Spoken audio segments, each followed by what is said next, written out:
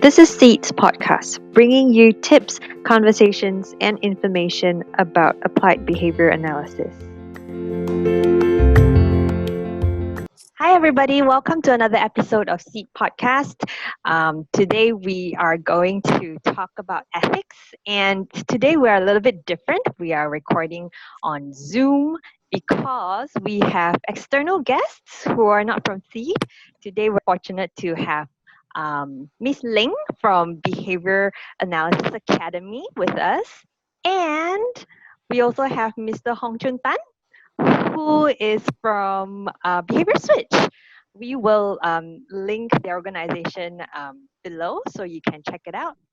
And of course, we also have Sien, who is from State Autism Services. We've seen Sien on our first episode. So thank you, Ling, and thank you, Hong Chun, for taking your time to join us today on this episode. Thank you so much. My pleasure. Yeah. And the topic of this episode today, we're going to share with our audiences and viewers about ethics and how is ethics being applied in our field of ABA.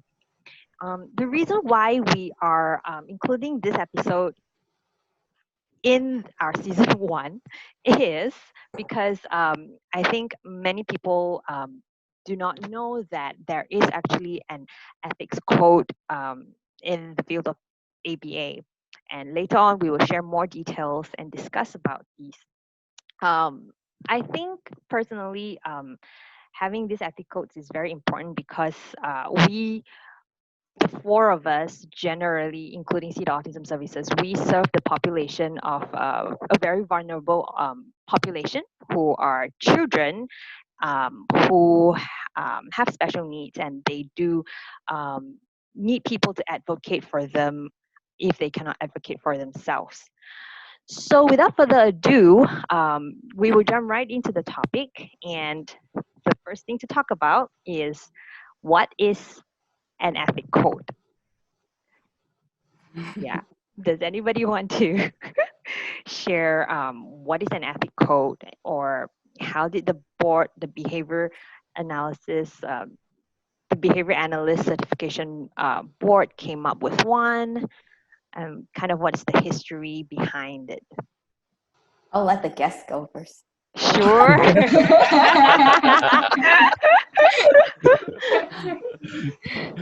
Okay. Yeah, I mean, it's very rare that we get to hear from both of them. So yeah, I really want the audience to get as much as they can out of these two experts here. So. Yeah.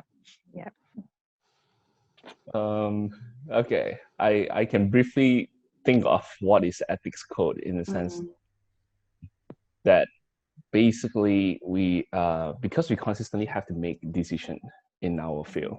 Yeah. And clinical judgment, clinical justifications. So we have to make that on the spot. So we basically ethics code, it helps us to actually calibrate our decisions based on what what we have learned in applied behavior analysis.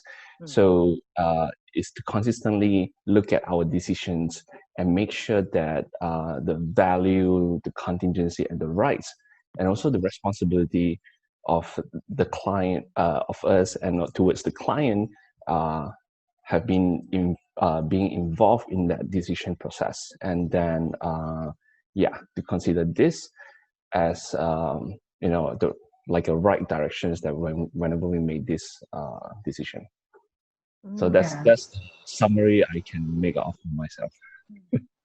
And I just have something to add on. Okay, so Alexa was talking about, us as a behavior analyst, we have our own compliance code. Okay, so while I was teaching, okay, a lot of my students, they have raised up questions like, wow, I don't understand this certain code of conduct. I don't understand why do we have this and that, okay, and all these things. Okay, every single code of ethics, okay, was created for a purpose and for a reason.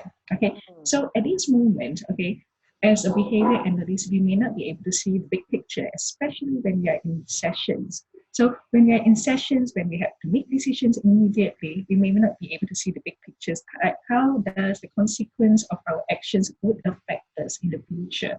So right now, when we have a code of conduct, we have compliance code, it is actually to help us and also to protect us, okay, while we are making decisions during our sessions, during our plan, treatment, and so on. Yeah. Mm-hmm. Thanks, Yeah. Ling. Thanks, Hong Chun. I think I was sorry, I don't have any words now because I was just very inspired. I think yeah, yeah, I think both of you have touched on uh the I guess like having a code of conduct, having an ethical code guides our actions, and when we're very fluent with these codes, then in our day in day out decision making, it's easier to to run a session or to serve our clients in the best way possible for to benefit them, right? Okay, okay. And Sien, do you have anything to um, add on? I think, whatever Hong and Ling said, I absolutely agree. And again, I think it's to just make sure that the the ethics, the origin of it, was it started back in the 1960s. Mm, And back then, for those people who are interested in terms of how it came about, it all started with um, treatment that were unethical, that was done in a facility, and that had caused a lot of um, even certain death, issues with death and malpractices and mistreatment.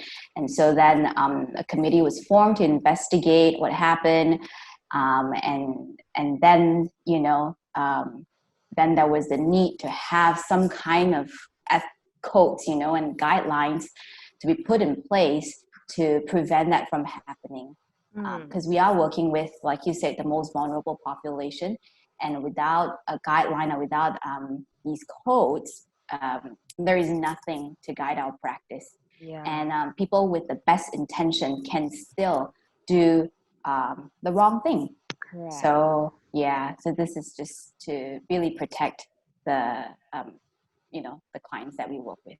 Mm, mm. Mm. Yeah, I remember reading out about the origin of the BACB's ethic codes, or rather in Florida, right? The incident Mm. happened, and I remember in the book by Bailey and Birch, they did mention that all these things that happened was not done by people who intentionally want to harm. Right. They do it in the best interest, but they didn't know what's the best way to go about these situations, Mm. right? Mhm. Yeah, yeah, yeah. Mhm. So having this um, will then guide our practice, right? Mm. Yeah. So I guess we have also talked about why is it important to have an ethics code, which is to guide us to make the best possible decision in our daily practice. But also looking through the BACB's ethics codes, what do you think? Who do you think will be should benefit the most from the ethics code? Because I think in our service delivery system, as we're working, we work in a team, we worked hand in hand with parents, teachers, a lot of people. So I just want to, just clarify and who actually is our client, or who actually should benefit the most from the ethics code. Well, I think to answer your question, who should benefit most based on this ethics code that we have, it should be our client. But in general, ethics code is actually aimed to be benefit not just for the client itself, but also for we as a professional. So it actually helps to cover as much as possible, not just the people who receive the treatment, but also who the people who provide the service as well. So, of course, I think we all can agree that ethics code is so important to actually protect the consumer, because we want to make sure we are putting our consumer as the best interest in mind. And of course, like Alexa and Sien, you're talking about, sometimes even though you put the client's best interest in mind, however, unintentionally you might actually do harm without you knowing it, right? So ethics codes actually help us to guide as a long run, and also to maintain effective and integrity of the treatments, because you might need to have a right attitude, and that ethics code actually gives us the right attitudes to practice. And then how do you know that you can trust this person? That's the most important thing. And to As a do that, professional. yeah, as a professional, it's like how do you know you can trust this doctor, for example? How do you know you can trust these professionals? So it's all about closing the door or leaving my child with you. How can I make sure that my child will be safe? So I guess ethics code is not just for the consumer itself, but also for the professional as well. So that's my thought on this. Yeah, I think I really agree with what Hong was saying. Okay, so the ethics code is not only for consumers. Okay, but then because I would say it is trying to it covers for all parties. Okay, because while we are providing something and we want to provide the best for the consumer or for the client. Okay, all parties should work together to make sure that everything's effective. Okay, so I think there is also a very crucial, important component in the ethics code. Okay, about therapies as well, besides client or the consumer. So I think like what as a therapist, okay, so how can, or as a supervisor, okay, when you're supervising a therapist, when you're managing a case, okay, like from what perspective, okay, should you go into? Okay, so and just now I think Sien had mentioned something really great, okay, that sometimes, okay, it's not because of our intentions, okay, we may have very good intentions, but then it doesn't mean that what we have made, the decision that we make, okay, could or would benefit the client to the best, to the most. Okay, so sometimes, okay, we are human beings. Okay, we have the first thought. Okay, and then we have assumptions. We have even though while we are providing services, okay, we want to do the best for our clients. Okay, but sometimes I think I am doing the best. It doesn't mean I am actually doing the best. Okay, so I think it is really two different things. Okay, because like what Hong say, okay, it is we are actually handling our clients directly. Okay, if for me, my services, my actions, okay, it is not protected and it's not guided, okay, by something that has already pre-planned, okay, for us to guide it, to protect us, okay, how to handle a case, okay, then this client and this consumer may not be benefited the most, which he or she could be, okay, if the therapist, the service provider, or all parties are following the code of conduct. Yeah. So.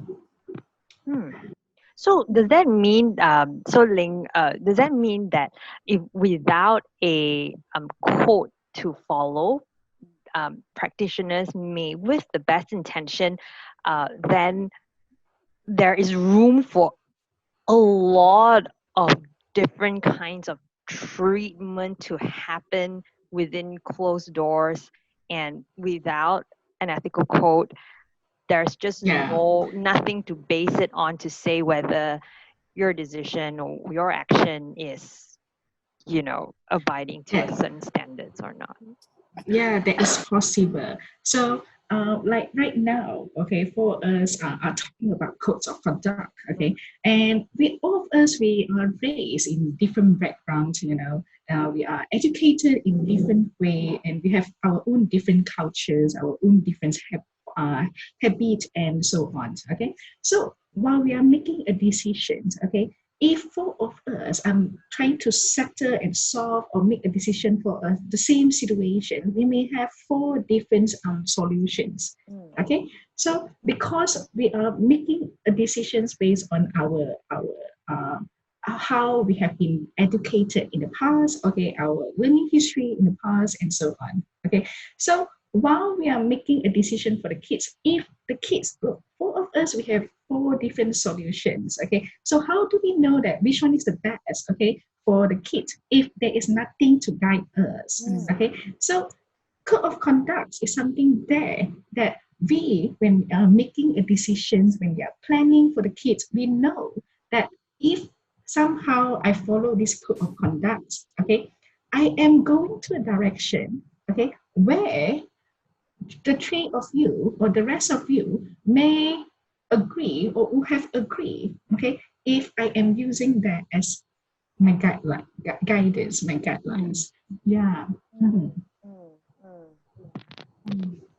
I think that's a very important insight to bring out as well, because I think just uh, for my own personal experience, when I was studying and when I was just ethics and studying the ethic code one by one, is just something that for me it's like moral study. Like when we were in school, we were taught like, kejujuran, you have to be honest. To me it's just a very dry set of code, and when I read it at face value, I understand it, but I needed like discussions. I needed, supervision guidance on my practice and on my um, decisions to relate it to like, oh, when you're making this kind of decision, it's because these ethic codes, you're abiding to these codes. Yeah, so I think as a very, very young BCBA, that was my very recent kind of experience that, I think we all should continue to learn from the gurus here. Yeah, thank you very much for the insight, Ling and Hong. So then, to give our viewers some examples, could you, Sien, you may chip in also, give us some examples from your personal professional experience. How have you make a certain decision when you're designing a treatment plan or you're following up with a plan? How have you considered part of the ethic codes um, into your decision making process or into your clinical judgment?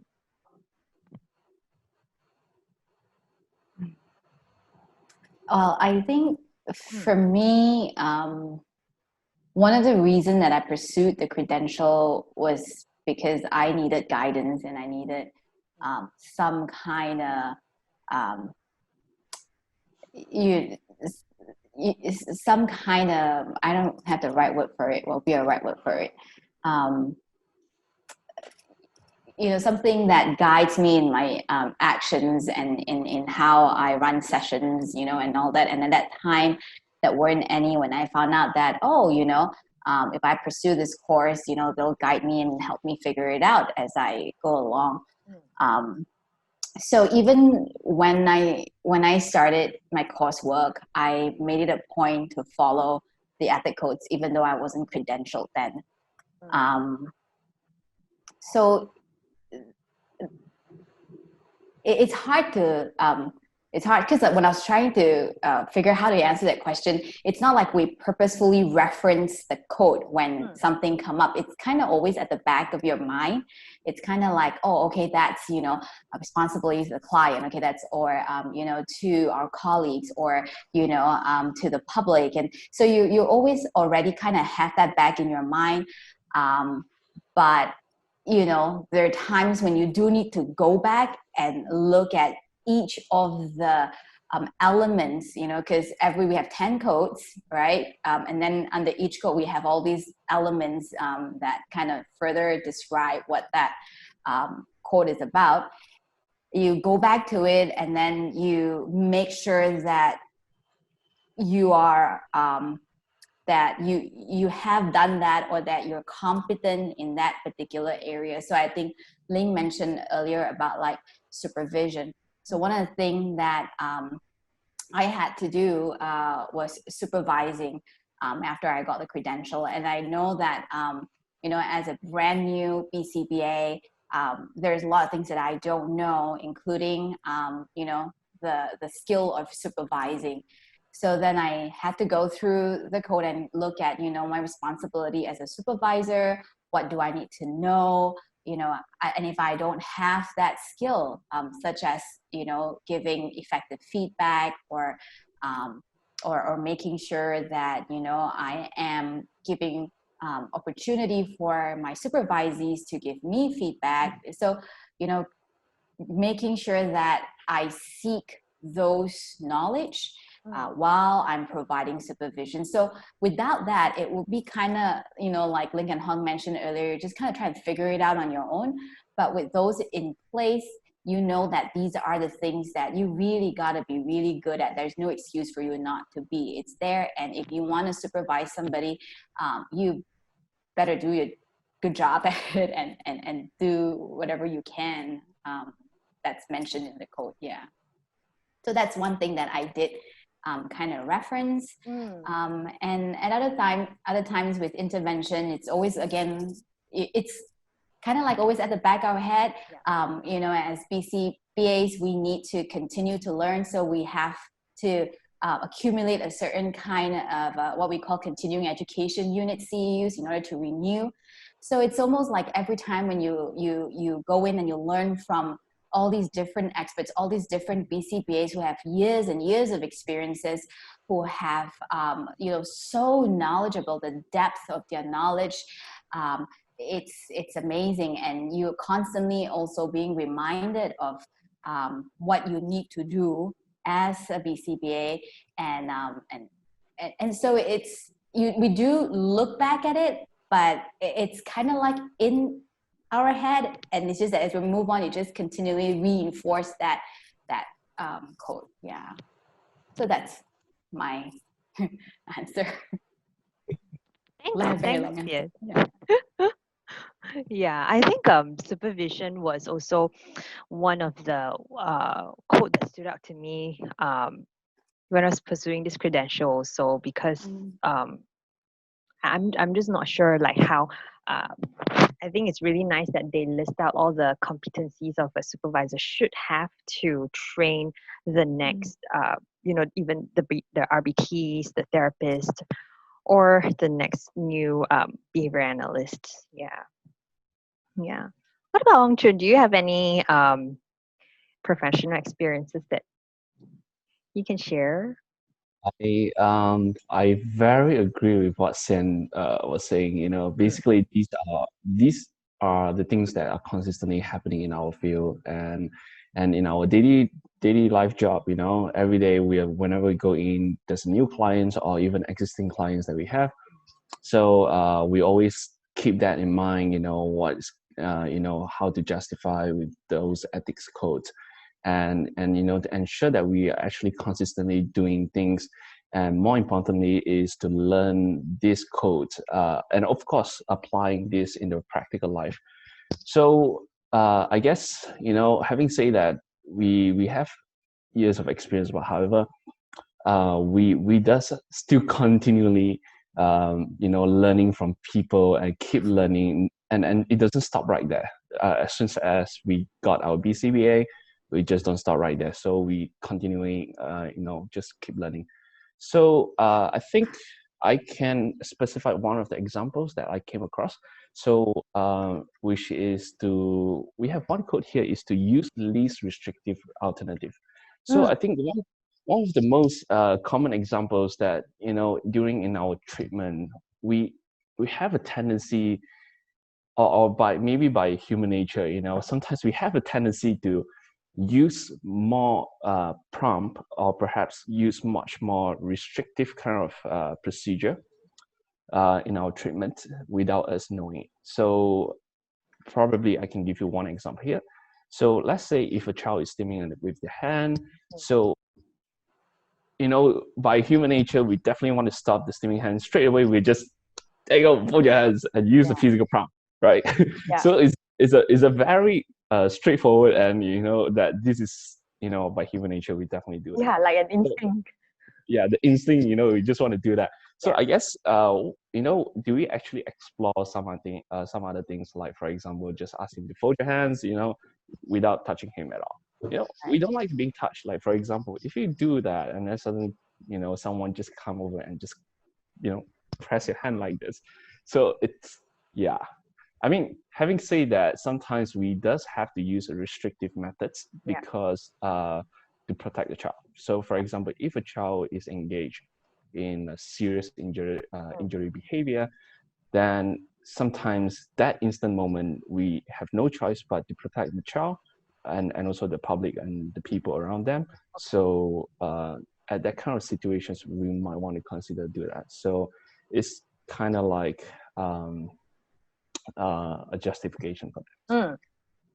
So and another very obvious example that I want to share, Sure. like if someone, like sometimes I do, because this is quite a common I would say observations that I did observe, is that sometimes whenever like the child doesn't look at you, so what would you do? Like instantly, most likely we would just, there you go, put your hand there and get them to look at you. So those are the very common like touching their face, touching their face, getting them to look at me. So those, I think this is one of the area that I would like to highlight out. Yeah, those are really, really good examples. And I think before learning more about these, I admit that I've done these things myself in the past before getting the right training and before learning all these things. So and after learning that, I just remember being like, oh my goodness, it makes so much sense to not do this if possible to the kids, because we don't like, we ourselves also don't like being touched that way, being stopped that way, and learning that there are many other ways, better ways to get them to learn skills that we want them to learn. Thanks for sharing that, Hong. Yeah, and I think you also spoke about continuous learning. Sien also spoke about continuous learning, and it's just this is very interesting.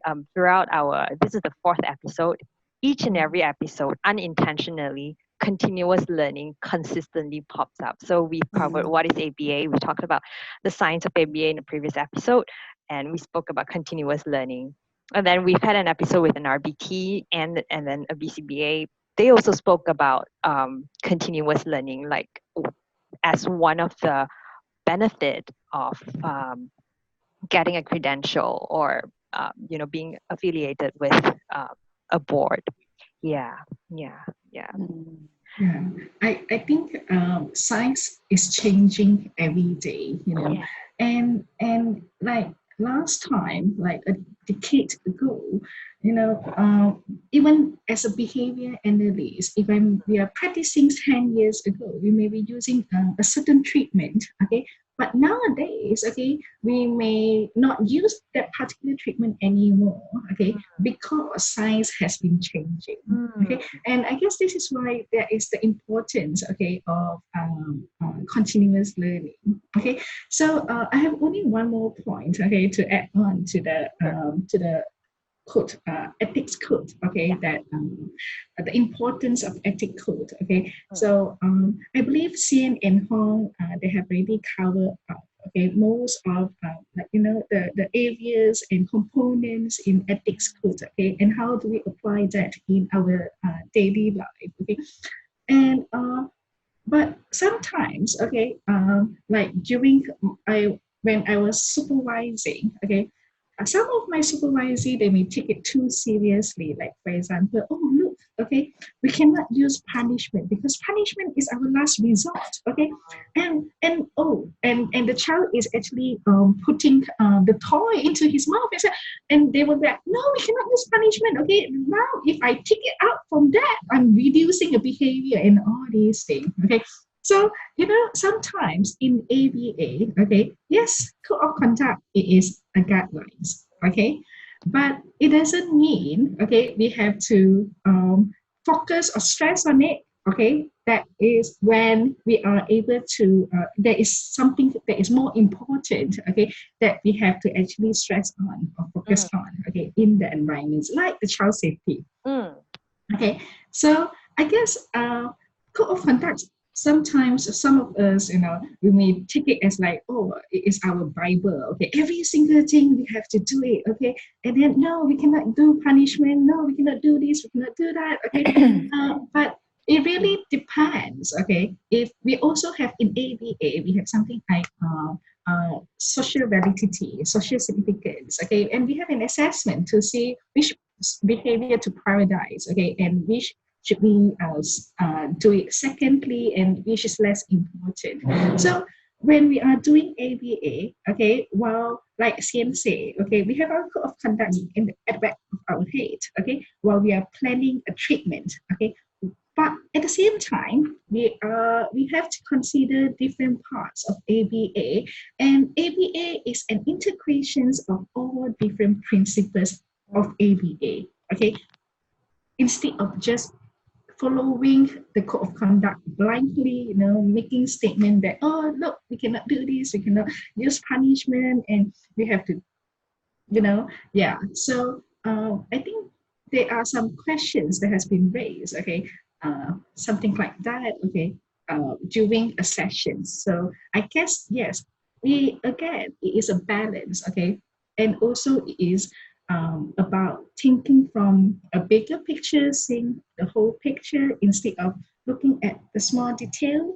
Okay, like that code 3.42. Okay, it says this. Okay, in our session, in our treatment plan, we should not do this because of 3.42. Yeah, yeah. So it is something that I would like to add because it is an experience that I've been experiencing. Okay, since I started my supervision. Yeah. That's true though. because there is also a code that says the right to effective treatment. So if let's say whatever they've done is taking a lot of time and putting the child in danger, and their safety is threatened, so then you do have to come in and say, hey, some sort of procedures need to be put in place, and that's their right to have effective treatment and to learn better. I think just to add on to what Ling said, I think it is almost like, a rite of passage that all BCBAs need to go through.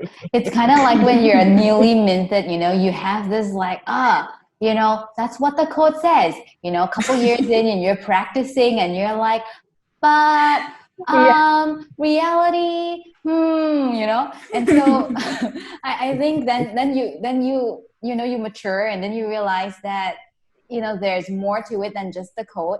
And then so I think that because we all went through there, so we can empathize with our supervisees, and we're like, well, yes. And then we explain to them, and then we're like, so here's the thing. And then eventually one day they'll say that to their supervisees when they're supervising. So I think it's, it's nice to see that enthusiasm and that, that professionalism and all that they want to be the best that they can. But yeah, eventually, with time, they realize that. And then I think too, like, even, I'm learning so much from talking to just, Ling and Hong Chun and listening to what they have to say. There's just new things that I've never thought of. Yeah. And I think just, just keeping in touch with each other and having these conversations, it kind of does exercise our ethics muscle, and it continues to get us to just keep thinking about it instead of just doing and doing and doing, you know. So yeah, I thought it was funny when Ling said that, because I was like, been there, yes, experiencing that right now. Yeah. I Yeah. remember when I was one very fired on ethicals. I follow this ethical guideline. But when it comes to practical life, sometimes we do have to be quite flexible with that.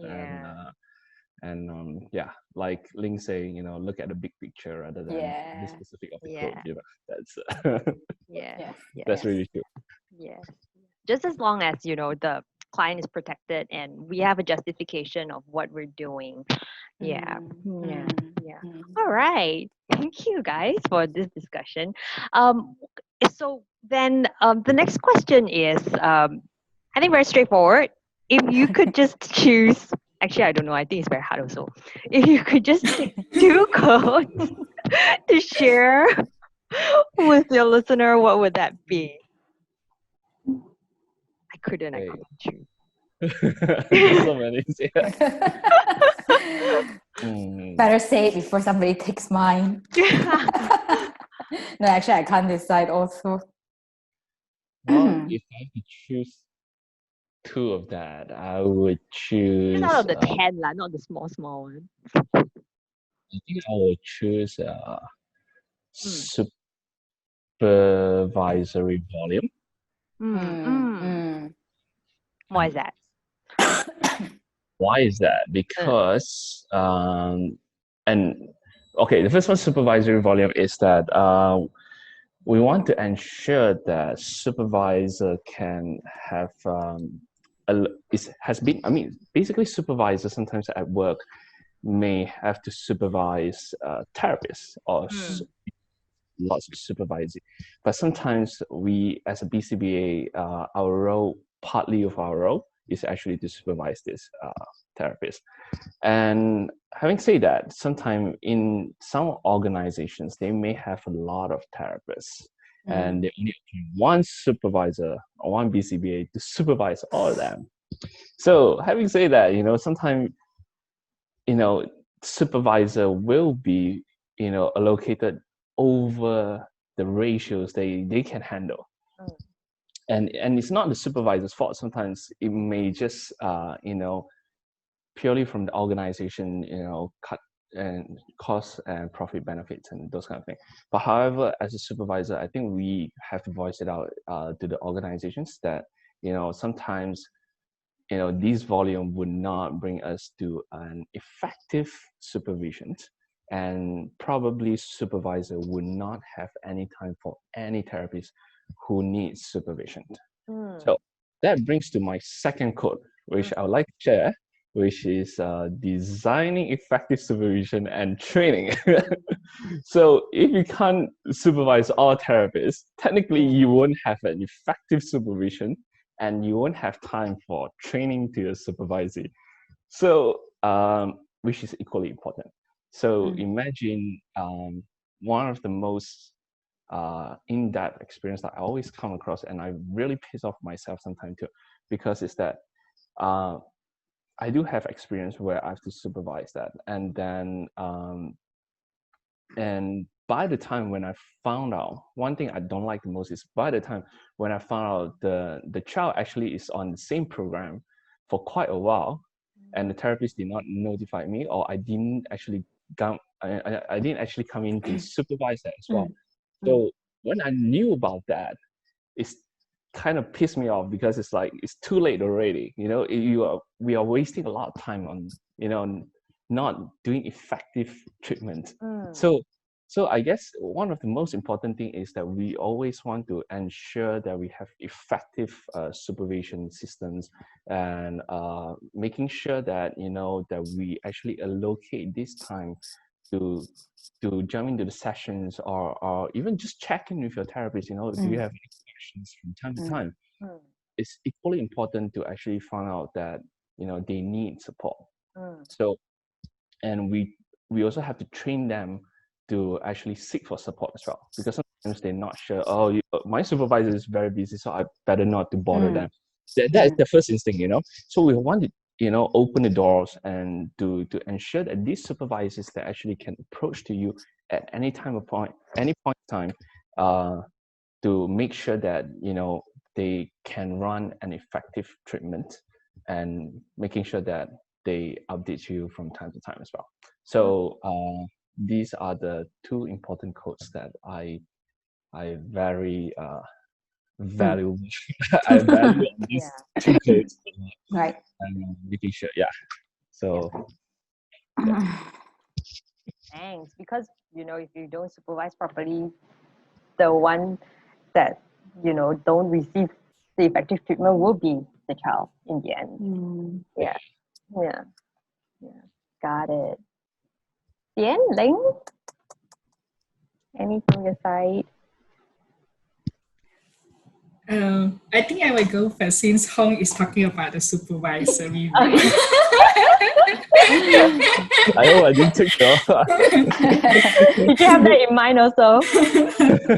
Yeah. I guess because all of us have been supervising, and this is why that code, particularly that code itself, is pretty important when, especially when we are supervising, when we have supervisees, and there is something that I really would like to bring out, during this podcast, and I hope everyone who is listening to it, could actually see from, try to understand from a different perspective. So sometimes, in this field, as a behavior analyst or even as a behavior therapist, it's not an easy job. It can be very stressful. It can be very frustrating sometimes.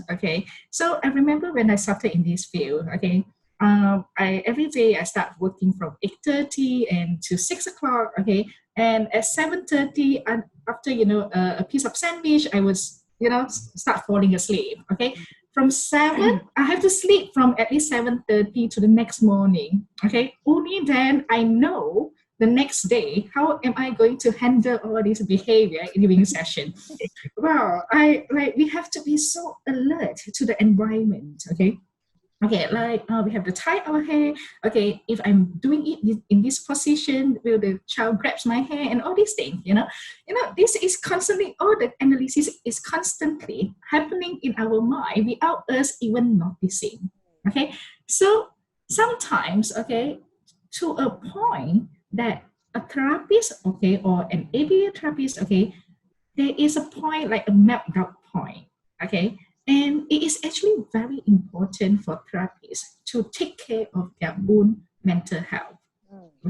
And I think while we are talking about the ethics, and especially when during my classes, and I like to open this as like a discussion class. So let's discuss, let's debate. If you don't think, I think like even functions of behavior, I like everyone to be critical. So criticize, I don't think this is right, I don't think that is wrong. Like, what is the rationale behind of all this code of conduct, or code of ethics? So to a point, that because we are so consumed with the benefit of clients and consumers, we have forgotten there is someone else that is so important, that is actually play a very important role in that client's life, which is the therapist. So because all of us as a behavior analyst, as a supervisor, we think that, oh look, this is what we are going to do. We have to do this, so that 3 months later, we can move on to new IEP. And then 3 months later, and then the child is going to school. And all these things, it's like catching a train. Like, now the child is 4.5 years old. We have 6 months to work on this skill, work on that skill, and then we transition to school. Now, as a supervisor, we can plan a brilliant IEP. Like I consider from different perspective, this is a brilliant IEP. The child is going to succeed in school. But then we have somehow, while we are catching the train, we are trying to do so much. We have forgotten. There is one person or a few people, in the team that actually also need attentions, who are the therapists themselves.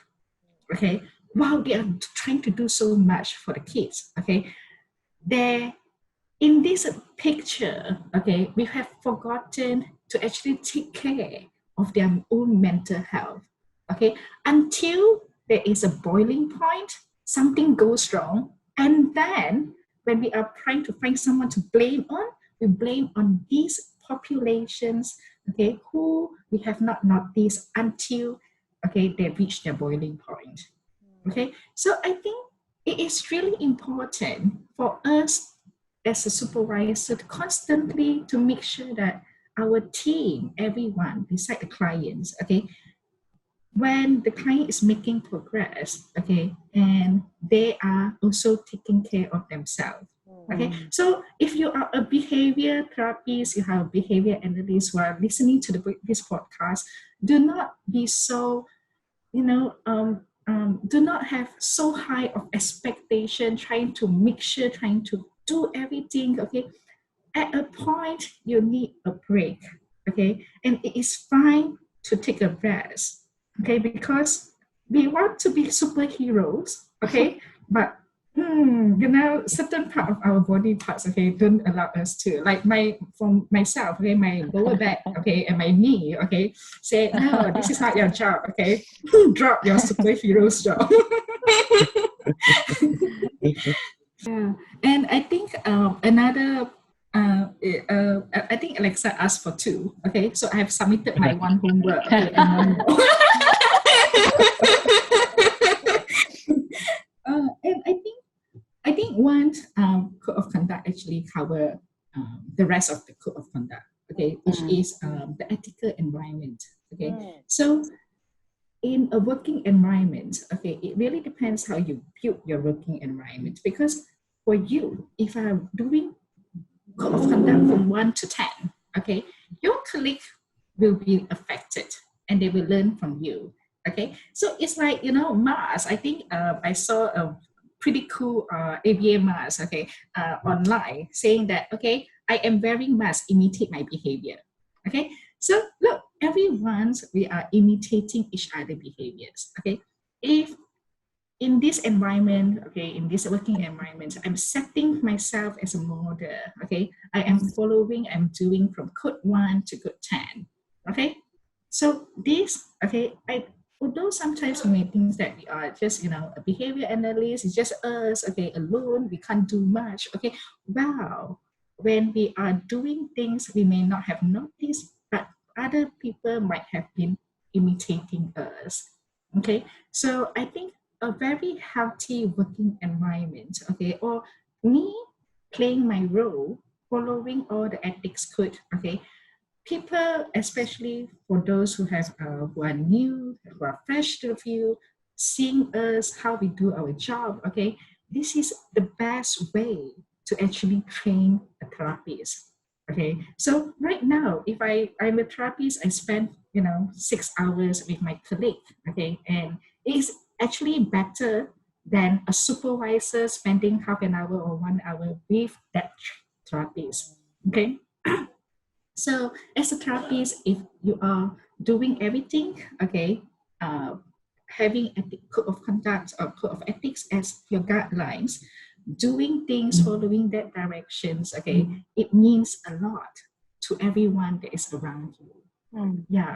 Yeah, that's my two homeworks. Yeah. For submitting your homework, Ling. I'm under pressure now to submit my homework. Next. Well, I have written down two, and I was wondering, and one of them was actually what Ling mentioned. It's to, protecting, or creating an ethical culture. So I think absolutely agree with what she just said. That, I think modeling, definitely walking, the talk and do what you say you're going to do, and integrity and all that. It takes time, but then if we're consistent, it will happen. So I think absolutely agree with everything that Ling just said about promoting ethical culture. Okay. And then I think the other one is just, it's always, for me, it's a reliance on scientific knowledge. So just, whatever we do, we always go back to the science and looking back at, and looking at how we can do better, looking at what can be better. So those are the two quotes that I would like to share with everyone. Thanks. I particularly like the promoting an ethical culture in our workplace as well. I think during one of the trainings, um, some I think I've received some questions like they say in Malaysia very hard lah, but but I think when you start doing it and start having a safe space for people to talk and share about these questions, then you are actually going towards that direction already. I think it takes a lot of courage. It takes a lot of courage to put yourself out there, to make a stand, and being vulnerable, where people can just say that, oh, so now you think you're better than us, you have all these high standards, whatnot. It takes a lot of courage to do that. Versus, kind of be part of everyone and be okay with what's going on. Great. So thank you so much for I'm really enjoying this discussion and episode because you all have a lot of insights to share, and I think it's very easy to listen to as well. And I hope our audiences and viewers is not just to give you information, but to lead you to think more about these questions. We're not here to provide answers, but just starting a conversations about all these topics and issues that we're talking about here. Yeah. So towards our last question, I would then want to ask. So we, as a professional, credentialed people, abide to. There's this code of conduct, but these codes of conduct, at least in Malaysia, it's not, at least for our profession, it's not bound by law. Correct. So it's really up to the individual's prerogative to do it, to follow it. And so if it's not bound by law, how do we use our knowledge and what we know to protect the children that we work with from harm, from physical harm, from mental harm, while we're practicing while we're serving our clients? How can we do better or continue to do better for the clients that we serve? Because there's really I'm coming from a place, this question is coming from a place where I feel like the consequence is not so high at stake. Right. You may disagree or agree. I feel like at least in our environment right now, the consequence is not so high at stake. So how can we continue to promote and protect the children that we work with?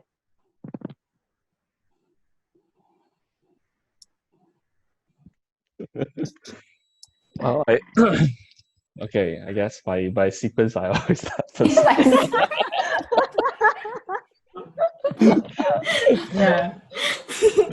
Okay, I'll just break the silence first. All right. Okay, I think Ling and Sien was already mentioned the answer for that. So promoting ethical culture. So, I mean, unfortunately, ethics code in Malaysia right now, I mean, in our professional field, it's not really bound by the law. And the only way that we can do is to reinforce that. So by how to reinforce that is to keep promoting those ethical culture within the organization. That's one. Two is to actually basically disseminate that. So basically, you're telling the public that what kind of role as a behavior therapist or behavior analyst would be. Do we do this or do we do that, or we don't do this at all? So I think it's to about, creating more informations and, creating more awareness, especially to the stakeholders. Like, for example, parents, they are the crucial role. So they, by teaching them what to look out for in a service provider, that will help them to actually identify whether, this service provider is actually providing, you know, within the ethical kind of frame services. So I guess that's another way to go forward. Now, of course, having said that, it's not really strong, but this is where one thing could be very useful to do that is credential.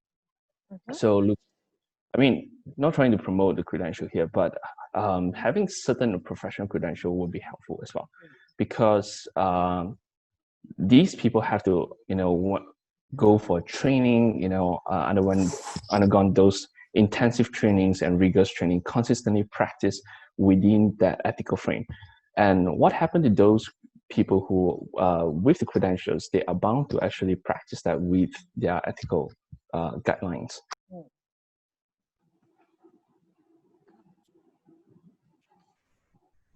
Sorry, I think accidentally made it. So what I'm saying is that if these professionals didn't practice within the ethical guideline, they will lose their credential.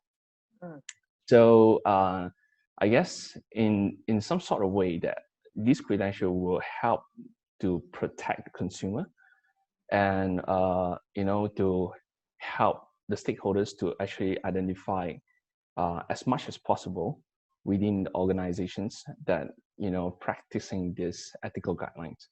So in general, I guess at this point of time, until we have more laws or within our professions that are approved by the government, until then we can only try our best to actually spread the information and to create more awareness. So that's actually one of my perspective here. What about Ling and Sien? I'm gonna pass the button there. By sequence, it would be Ling's turn. Yeah. So in order to break the pattern that has been, misunderstood, okay. So Sien, go ahead. Cannot regurgitate. Well, sorry. The question is, what can we do? Is it to? I think a lot of people underestimate the power of one person, of an individual, and I think it actually starts with that one person, and so I hope that with this podcast and with everything that all of us are doing in our daily life, you don't have to come up and stand up on the stage and say, hey, you guys do this, this is the right thing to do. Again, like Ling said, it's through modeling, through your actions, through your behavior. So I always believe in small changes go a long ways. Great if we have like a revolution and everybody's doing it, but I think small changes do go a long way. So promoting ethical culture, and I absolutely agree with Hong. I think with some kind of credential in place, especially that's unique to the Malaysian population, to Malaysian, would be, a huge step forward for our field. It's been 12 years since I came back from the States. A lot have changed, and I believe that it will continue to change because we have so many people who are passionate about this field. And I think one thing to remember is that the majority of people got into this industry, decides to work with children with special needs because they want to. And they have good intentions. These people, they want to do the best. They want to help this population. I don't think, maybe a very small minority or maybe none would come in and say, oh, I'm doing this for money, right? It's like, you're in the wrong industry, Well, I'm not saying, that you're not going to make money and make ends meet. I'm just saying that, yeah, we're all here and we're in the caring industry and everybody want to do their best. And I think once they know that, hey, there is this guideline out there, like Hong said, disseminate, and keep doing it. You would tell one person, you change that one person today, right? So keep doing it, and then once they're aware of it, there are very few people who, when they're aware of it, decided not to do it. It's people who are in this, they're like, oh, these codes, I'm not going to follow them. I've never come across anyone like that ever before. So I think it's, again, dissemination. And I think, again, focusing on getting some kind of, credentialing body here in Malaysia, that would be excellent. Ling. Yeah. Yeah.